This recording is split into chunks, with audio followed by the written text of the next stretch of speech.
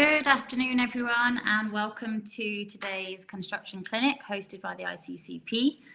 For those who don't know me, my name's Nina. I'm the General Manager at the ICCP, and I'm going to take you through an introduction to the Institute in case you haven't heard of us before, and then we'll get into today's questions.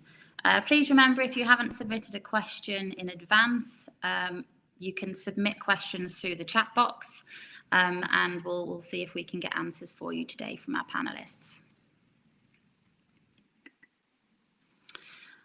Okay, so I've had a quick look through the attendee list actually, and most people, I recognise most names, which means you've been on sessions before. So I'm not going to go into too much detail about what the ICCP actually is, but safe to say we are a members organisation and we recognise those with skills, qualifications and expertise in the professional management of claims.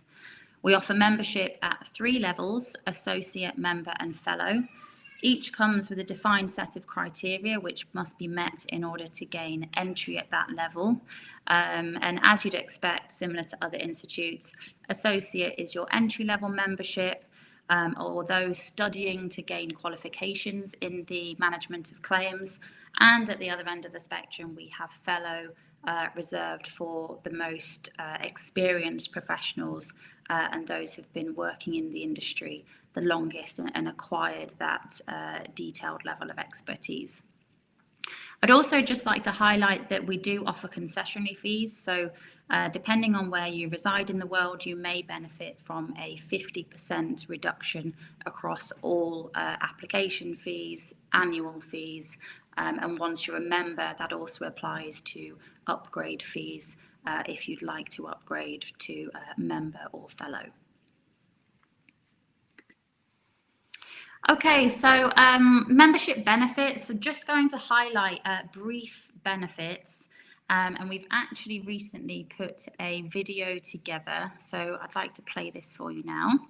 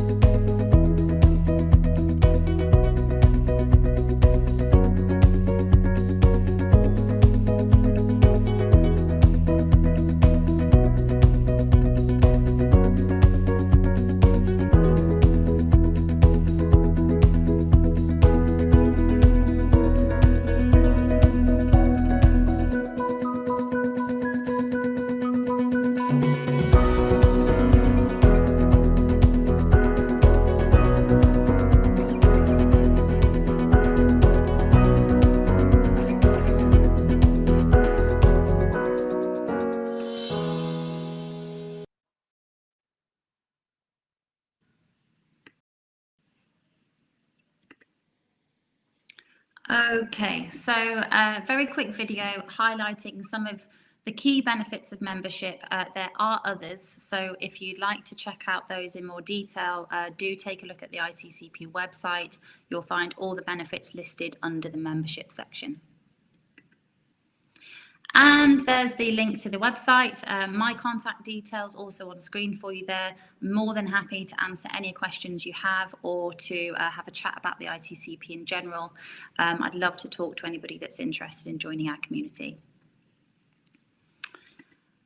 Okay, so on to today's clinic. I believe today we've got Paul Gibbons, our ICCP president, and Mark Watson as panelists. Mark sits on the steering committee and is also one of our fellows. Paul's going to kick things off for us. And just a final reminder, if you do have questions, please send them through the chat box and we'll see if we can get to those after we've covered the questions submitted before today's session. Over to you, Paul.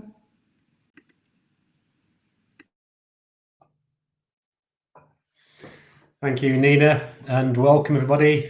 Pleased to see you all, and thank you for taking the time out to attend this webinar clinic. As Nina said, I'm Paul Gibbons.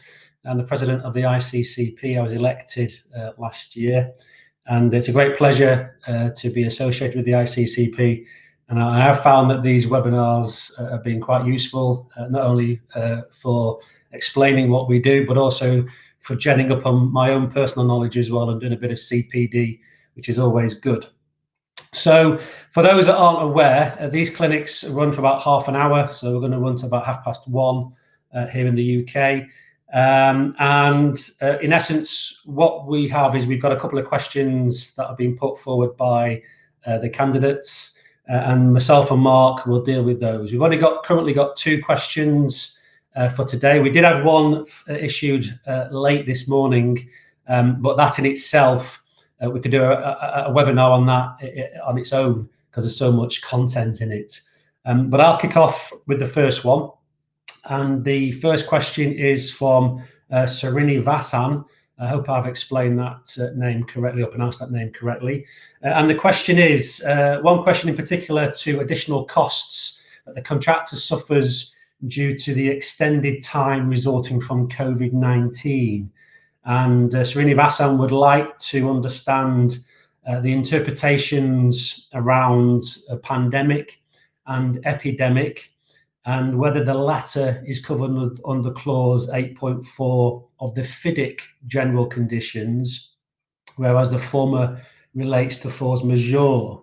So I think it's worthwhile noting that a pandemic is a whole world matter, i.e. affects the whole world or the country, whereas an epidemic is a widespread occurrence of infectious disease in a community at a particular point in time.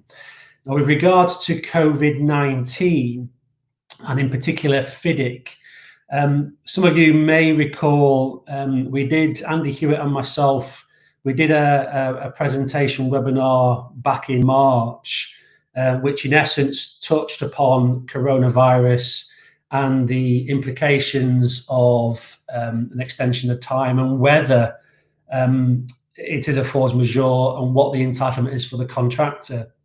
So what I'd like to do is just pick up on some of the observations from that webinar and some of my own personal thoughts on that. And this is in particular to FIDIC at 99. So I think we all realise that subclause 8.4 of FIDIC allows for an extension of time for completion. And it provides that extension of time is warranted in the case of unforeseeable shortages in the availability of personnel or goods caused by an epidemic or governmental action. So that is quite clear under the terms of the contract. It mentions an epidemic. So that, for me, is a widespread occurrence in the country at a particular time rather than a pandemic, which is what we're currently facing. And clause 8.4 of FIDIC provides for a possible entitlement to an extension of time, and it does not provide entitlement to payment of costs. And I think that's quite clear that we need to understand that, the two relationships between extension of time and the payment of costs or not, as the case may be. Subclause 19.4 of FIDIC refers to consequences of force majeure, and it provides for the following. And it states, if the contractor is prevented from performing any of its obligations under the contract by force majeure, and also suffers delay and or incurs cost by reason of such force majeure, the contractor shall be entitled, subject to clause 20.1, which is contractor's claims, to an extension of time for any such delay, if completion is or will be delayed under the subclause 8.4, and in the event or circumstance is of the kind described in subparagraphs 1 to 4 of subclause 19.1. And 19.1 provides the definition for force majeure. And in this case, subparagraph 2 to 4 occurs in the country, i.e. payment of any such costs. I think it's quite clear in that regard that where you've got the epidemic, which is localized to a country at a particular time, then the clause 19.4, it references that occurs in the country, and therefore there is payment to any such cost. However, for entitlement to an extension of time and cost to be considered under subclause 19.4, which is the consequences of force majeure, then the conditions contained in subclause 19.1 must be satisfied. And in this clause, i.e. 19.1, force majeure means an exceptional event or circumstance which is beyond a party's control, which such party could not reasonably have provided against before entering into contract, and which, having arisen, such party could not reasonably have avoided or overcome, and which is not substantially attributable to the other party. So I would say that so far, the effects of coronavirus would qualify for being subject to, entitlement through the force majeure clause. However, 19.1 goes on and it continues to say that force majeure may include, but is not limited to, exceptional events or circumstances of the kind listed below. And it lists out with regards to war and hostilities, invasion, act of foreign enemies, rebellion, terrorism, revolution, insurrection, so on and so forth. It further goes on to state riot, commotion, disorder, strike, lockout, munitions of war, explosive materials, etc., etc. And it finally finishes with natural catastrophes such as earthquake, hurricane, typhoon, and volcanic activity. So when you look at the remainder of that clause, in my view, it cannot be said that coronavirus can be listed or can be said to be listed in the list above, and it is arguable. And we can expect that contractors, or I would see contractors could expect engineers and employers to push back on that, because it's not particularly clear cut in terms of the definition of COVID-19 and whether it is listed in the reference of 19.1. But for the payment of costs, subclause 19.4 requires the event to have occurred in the country. So as I say here, if it's an epidemic, then if it's occurred in the country, then there's the potential to claim costs. And the country is defined in FIDIT as the country in which the site or most of it is located and where the permanent works are to be executed. And then finally, we need to think about, has the event or circumstance arising from the coronavirus occurred in the country? So I think we can possibly say there that it's most definitely happened here in the UK, that, and indeed European-wise, that the effects of COVID-19 have had an impact in specific countries. Clause 19.2 further goes on to state, and this is very important, that there must be a notice of force majeure. So there's no point suggesting that you're trying to claim for any entitlement if you'll notice. And the clause goes on to say that if a party is or will be prevented from performing any obligations under the contract by force majeure, then it shall give notice to the other party of the event or circumstances constituting the force majeure, and shall specify the obligations, the performance of which is or will be prevented. And that notice shall be given within 14 days after the party became aware of or should have become aware of the relevant event or circumstance constituting the force majeure. So it's quite important, that notice provision. And the party shall, having given notice, be excused performance of such obligations for so long as such force majeure prevents it from performing them. So, therefore, you've got in my view, there's an entitlement to extension of time is provided under clause 8.4, specifically subsection D. There is an entitlement to an extension of time that may be provided under clause 19.4, which is consequences of force majeure, but this is not clear cut. And I think there's going to be a debate around that, and that will run on for a number of months to come. There is entitlement to payment of costs, which may be provided under clause 19.4, consequences of force majeure. But again, this is not clear cut. and is dependent upon the event occurring in the country of the project. And entitlement is, as always with FIDIC, dependent on the notice requirements being complied with. So hopefully, Srinivazan, that's given you a bit of a detailed response to your question. I apologise for it being a bit long-winded, but I felt that we needed to just pick up on a few issues there that needed to be discussed at length. So I'm now going to hand over to Mark, who's going to talk about another, or going to provide a response to another question that's been proffered. So I'll hand over to you, Mark. Thank you for now.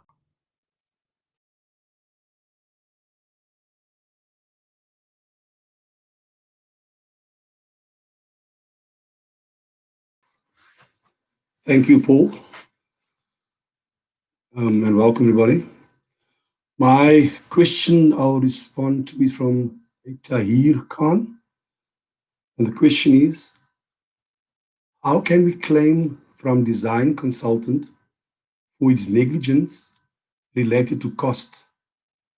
For example, if the client has provided a budget to the consultant to comply with, and at the end, client finds out that the cost is almost double the budget, can the client claim damages against a consultant's PI, which is professional indemnity insurance? If not, what are the other remedies available to the client to recover his losses? Here, it depends on the circumstances. Now, my first response is always that the first point of reference would be the agreement between the consultant and the employer and the client. What I've decided to do is provide you with 3 examples of case studies which I've been involved with. The first one relates to a concentrated solar power plant. The second one is a wind farm project, and the third one is a coal-fired power station. Now, in the concentrated solar power project, the design team formed part of the EPC contractors team, and the designer the design portion of the works was done under a lump sum contract. And similar to your question,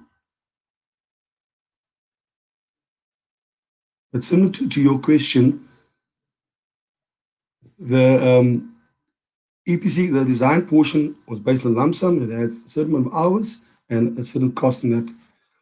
What intended to happen was that as the work, the design progressed, the design cost exploded, and this matter went into dispute, and it was then found that initial cost was, for argument's sake, say 10,000 Rand, and it ended up at 100,000 Rand. And there was no forewarning to the client that these costs would then escalate. However, in that circumstance, the contract between the client and the EPC contractor provided a certain procedural and substantive clause requirements. That means that if the contract or the EPC contractor or designer believes that he was being delayed by doing his work through the client delaying responses or being unreasonable, then he had remedy within the contract to provide requests for additional cost. The EPC contractor / designer did not follow that remedy, and therefore the claim was dismissed. In the second instance, on the wind farm project, the design consultant was also appointed, besides to design the work, was also appointed to oversee the work on behalf of the EPC contractor. In this instance, there was a number of faults that occurred, such as some overhead line poles collapsed, and the designer signed off on that on the foundations. There was a number of other issues where the designer was deemed not to have complied with his scope of works, and he failed in his duty of care. In that instance, the client successfully applied for a remedy against the design consultant. However, the agreement there stated that the limit of his liability to the design consultant was the value of the contract. of the design contract. Now, the design contract was a small portion. What we then did there was we proceeded in terms of getting the damage in terms of the contract. And then the contract also provided for a 20 million rand insurance claim. So we could then demonstrate that the design consultant failed in his duty of care to the client, and we submitted a claim to the insurance, and we were successful against that actual claim. So even though under the contract portion there was a small portion we could claim, his PI insurance provided for a much higher value that can be recovered, and we had to successfully prove he's negligent. I was negligent. What was the cause of that, and what did those acts or omission result in? And what our proof there was that we said that we could demonstrate was that because the actual rework had been done by the client's other subcontractors, that delay became the client's delay, and therefore he was liable for 713,000 rand penalties per day. Okay. In a coal power project I was involved in, the designer again was appointed as the engineer on the project under FIDIC conditional actual contract. In this instance, the designer was allowed to adjudicate certain claims. There was no restrictions on what he didn't have to first request permission from the client before he proceeded. So he was certain boundaries that were set, and he could work within those actual boundaries. However, what we established was that there was a number of claims that were awarded where we believe that the design consultant did not apply himself correctly, and he failed in his stand and duty of care to the client. In that instance, even though the contract provided that the employer or the client was obliged to uphold whatever this design consultant awarded the clients, the remedy to the client was against the design consultant, also against his PI, in that he failed by his acts or omissions. He was negligent in his work, and then he awarded claims that he didn't apply his mind to properly. So it all depends on the various circumstances, and also depends on the type of agreements that you enter into. In South Africa, on our government contracts, the government contracts is very different to the normal contracts under different forms.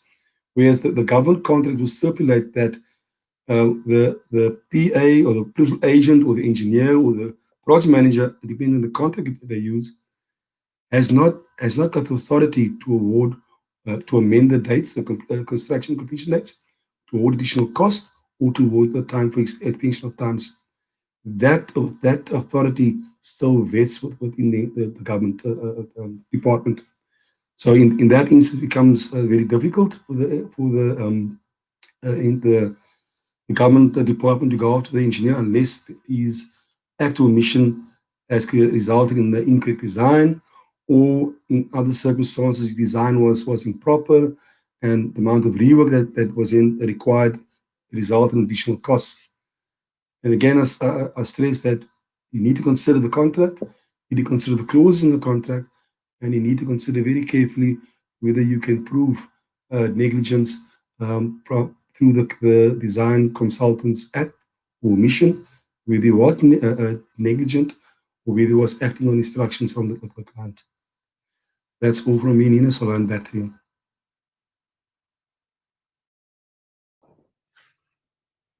Thanks, Mark. I just wanted to add to that from my own experience here in the UK, just to add to the negligence part. I think Mark's quite right in terms of referring back to the terms of the subconsultancy and what breaches there may be under that. But I think the negligence part is very, very difficult, and it's all about proving the duty of care and the fitness for purpose provisions, and it's a very high bar threshold to prove loss. And I think here in the UK, what the litigators look at is what would have been deemed reasonable to the person on the Clapham omnibus in terms of what kind of design provision or information should or should not have been made aware of at that point in time. And indeed, in this instance of the question, should it have been that the design consultant, should they have communicated that either the client's budget was too low and therefore what the client was asking for couldn't be achieved, or that the design solution, should the designer have said the design solution could not be accommodated at all. So I think it's very murky water, design, fitness for purpose, negligence, the high bar threshold. It's never ever easy, and you've got to take it into bite-sized chunks. But I would certainly support what Mark has referenced there. But I'd also say that if you're looking at professional negligence claims against your consultants or advisors, you need to ensure that you reach the high bar threshold. Okay, thank you. I think I saw Nina coming up then. So over to you, Nina, please. Thank you, Paul and Mark. Right, we have had a follow-up question. I believe this will refer to the first question that Paul answered. A question from Malith. I hope I'm saying that right.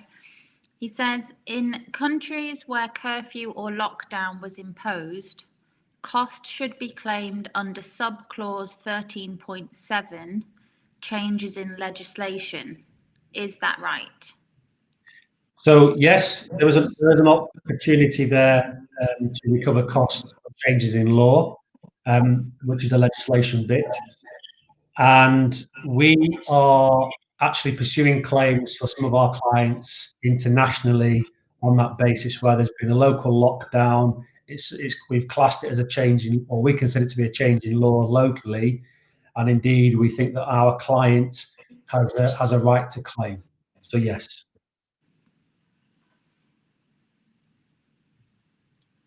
Oh, I think Mark's jumping on. Mark, did you have something to add there?